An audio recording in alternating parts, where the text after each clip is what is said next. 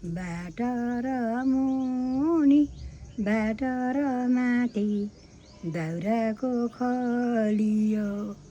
गलासे गाडी नाटक र सासु जान्छैन बोलियो भनी बुहारी गलासे गाडी नलाइ पार ए छाप्री लगाएर पाइले मनी त्यो छाप्रीमा पानी क्याएर आउँछ है त्यहाँबाट रुँदै रुँदै त्यो छाप्री सबै त्यहाँ रुँदै रुँदै पँधेर गइछ अरे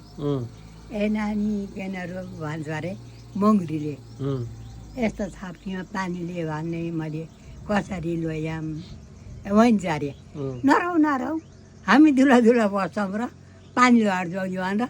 त्यो मङ्गरी धुलो धुलो भएछ र पानी लिएर आइछ अरे ओहो यसले त यस्तो पानी पनि ल्याइ यसलाई मैले के गर्नु र अब नि त त्यहाँबाट के गर्नु ए अरे गिलाइदिन्छ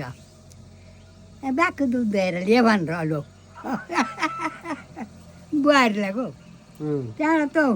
त्यो गिला दिएर लोइ रुँदै रुँदै गइछ अरे त्यहाँ जाँदाखेरि बहिनीले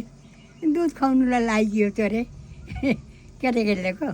छोराछोरीले दुध खुवाउनु लाग्छ बहिनीले त्यहाँबाट बाघले भनेछ अरे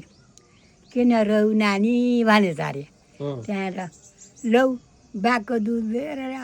भन्न र रो भनेर रोइछ अरे नरो नरो मैले दोहोरिदिन्छु र लगाएर जोगिदियो भनेर बाघले दोहोरिएछ अरे बहिनीको दुध